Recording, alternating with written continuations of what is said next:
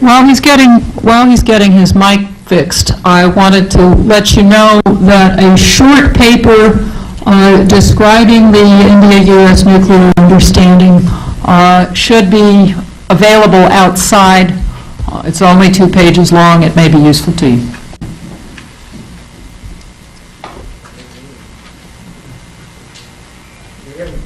Yeah, go ahead. That's fine. We can hear. I think it needs a new nuclear reactor.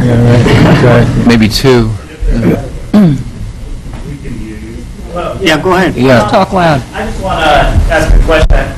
The issue hasn't been at all discussed, and might be throwing a wet blanket on the whole thing, but in my opinion, it just seems almost impossible that this kind of a deal, whatever it is going to get through Congress, through the Senate.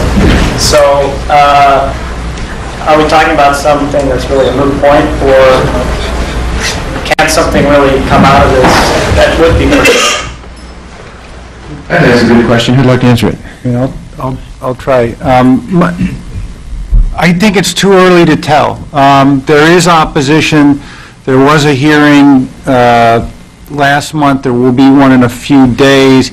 In the last month, I think the administration was quite surprised by the tough questioning of Republicans on the deal. But the very important thing is this was a promise that the President of the United States made to the Prime Minister of India in full public view under bright lights, and he doesn't know that any of this is going on.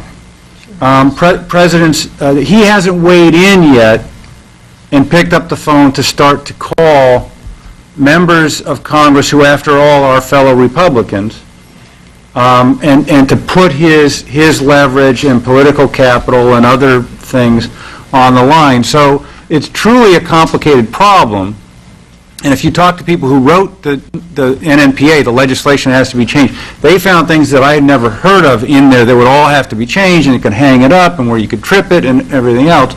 But we haven't heard really from the President yet, so I think it's too early to say that it can't be done. There was another question back there. Yeah, go ahead. And then Prakash. Al Milliken, Washington Independent Writers.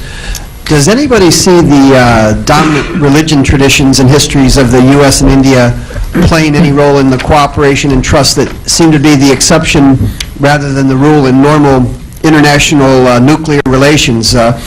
Is there anything about Hinduism, Christianity, or any other belief system that may help explain what is going on between the U.S. and India that is not happening with the dominant Muslim or Jewish or communist nations in contrast? If I may, I wish you would. if I may answer this question, I think it actually goes for the Jewish one. If I am not for myself, who will be for me? If I am not for others, what am I? If not now, when? I think this sums up the whole thing for this program. There you go. I'll accept that. Prakash? I have a question. Can everybody hear it? For the panel. You see, this particular issue, since the President and the Prime Minister signed, I have been looking at this for the last 2-3 months and interviewed a lot of people in India here as well as. It almost looks to me some basics are really ignored here.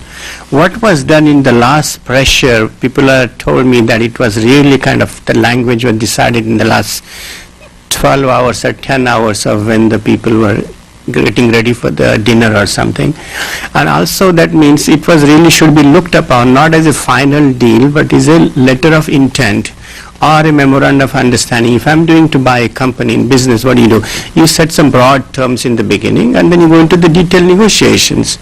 And so the reaction of the Congress, which I thought was very, very unexpected but also very horrible in some sense, below the standards I would have expected.